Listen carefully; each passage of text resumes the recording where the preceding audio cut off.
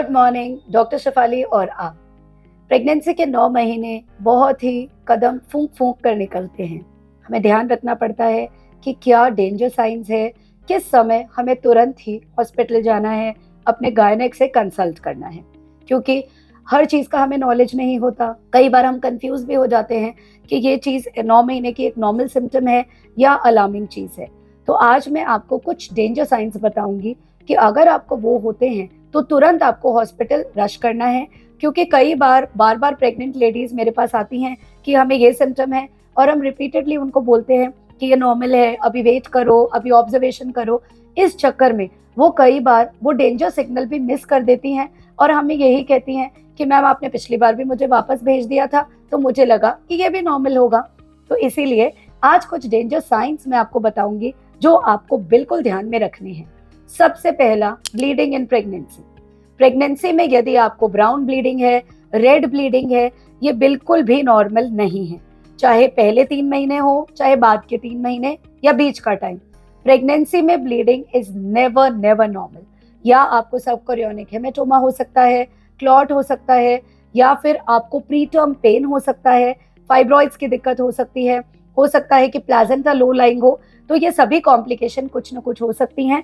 सो अगर आपको लगता है कि आपको कोई दाग लगा है, रेड, ब्राउन, रात में, दिन में, किसी भी time, immediately you should rush to your hospital.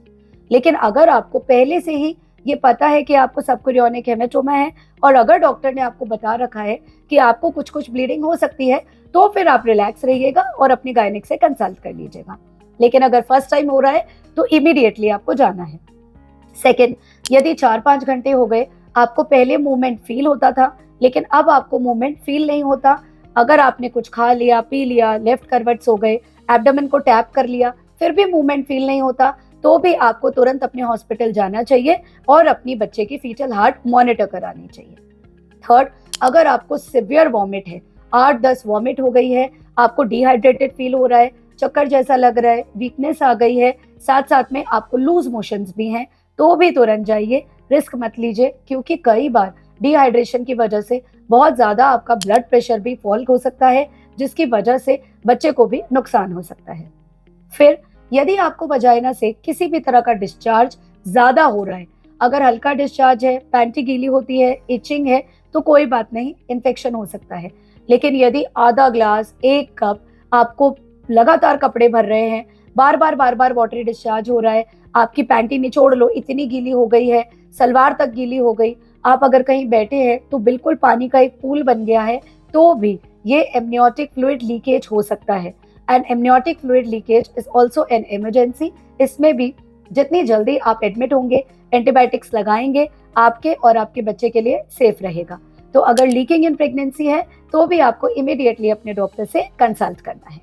फिर आता है कि पहले से सूजन नहीं थी या कम थी, लेकिन अचानक से आपके हाथ में, पैर में, मुंह पे बहुत ज्यादा स्वेलिंग आपको 1-2 दिन में ही लग रही है, तो आपका बीपी शूट अप हो सकता है, तो भी आपको इमीडिएटली जाना है। साथ साथ में आपको लगता है कि यूरिन आउटपुट पहले से कम हो गया है, साथ में आपको हेडेक भी पहले से ज्यादा लगने लग गया है, तो भी आपको तुरंत दिखाना चाहिए, क्योंकि ये सभी सिम्टम्स PIH के होते हैं। अगर आपको लगता है कि पहले धुंधला नहीं दिखता था, अब आपको धुंधला दिख रहा है, चक्कर आ रहे हैं, यहाँ पे आपको हेडेक है, और अगर आपको नींद आनी बिल्कुल बंद हो गई है, then also it is alarming. फिर अगर आपको इचिंग नहीं थी, आपको पेट पे, हाथ पे, पैरों पे सब जगह इचिंग बहुत ज्यादा हो गई है, साथ साथ में बेबी का मूवमेंट भी अप्रिशिएट नहीं हो रहा है और लाल दाने हो गए हैं अगर आपके पेट पे और बॉडी पे, तो भी आपको कोलेस्टेसिस का अक्यूट अटैक हो सकता है।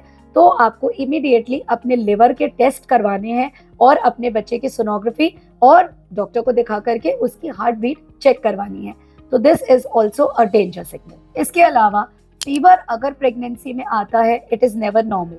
अगर आपको चिल्स और राइगर मतलब कपकपी के साथ में फीवर आया है, तो डेंगू, मलेरिया, UTI हो सकता है, तो भी आपने दिखाना है। और अगर चिल्स नहीं भी है, हाई ग्रेड फीवर लगता है, बॉडी बार बार आपको गर्म लगती है, तो भी आपको दिखाना है, क्योंकि फीवर का भी बच्चे पे बुरा असर होता है। तो ये सभी चीज़ों में हमें बच्चे की हार्ट रेट मॉनिटरिंग और आपको आपका अर्ली डायग्नोसिस बहुत ज़रूरी है, क्योंकि अगर 3-4 दिन के बाद आप जाओगे और इन्फेक्शन बहुत ज़्यादा अनकंट्रोल्ड हो जाएगा तो अननेसेसरीली एंटीबायोटिक्स ज़्यादा लगेंगी। प्लस कई बार इस तरह का कंडीशन हो जाती है कि जिसमें बच्चा फीवर की वजह से खराब हो सकता है, आपको पॉटी कर सकता है आपका बच्चा इन यूट्रो, क्योंकि कुछ इन्फेक्शंस माँ से बच्चे को भी जाते हैं। तो अगर आपको फीवर है, अगर आपको लगता है फीवर के साथ में रैश है, चिकन पॉक्स जैसा लगता है, तो भी आपको अपने फिजिशियन और गायनेक को तुरंत दिखाना है, क्योंकि दुर्घटना से देर भली, prevention is always always better than cure. एक बहुत इंपॉर्टेंट चीज जो कि है कन्वल्जन्स या फिट्स आना। कई बार हमको बचपन में फिट्स आए थे, फिर हमको एक भी फिट नहीं आया, तो भी आप ध्यान में रखिए दिमाग में कि प्रेगनेंसी में ये सभी चीजें एग्जैजरेट होती हैं, क्योंकि प्रेगनेंसी एक इम्यूनो कॉम्प्रोमाइज स्टेट होती है, आपकी इम्यूनिटी पहले से कम होती है। तो आपको पहले जो बीमारियां थी आपको बचपन में, यंग एज में, अगर आपको 10-12 साल से वो चीज़ नहीं हुई तो भी प्रेगनेंसी में आपको हो सकती है। तो अगर आपकी कन्वल्जेंस की, एपिलेप्सी की हिस्ट्री है, अगर आपने दवाइयाँ बंद कर रखी हैं, फिर से आपको लगता है कि कोई ऑरा जैसा या चक्कर जैसा, हेडेक जैसा या टिपिकल फिट्स जैसी ताने आपको लगती हैं, तो बिल्कुल भी ऐसा नहीं सोचना कि ये कमजोरी से है या बीपी कम की वजह से, जो आमतौर पर घर वाले सोचते हैं। ये फिट्स हो सकते हैं, तो इसमें भी आपको तुरंत अपने डॉक्टर को जाके पिछली पूरी हिस्ट्री दिखानी है, पिछला पूरा मेडिसिन का हिस्ट्री दिखानी है कि ये चलती थी, और आपको अपनी फिट्स की मेडिसिन यदि डॉक्टर रेकमेंड करता है तो वापस से स्टार्ट करनी है। तो ये है कुछ इन जनरल डेंजर साइंस जो मैंने आपको बताए।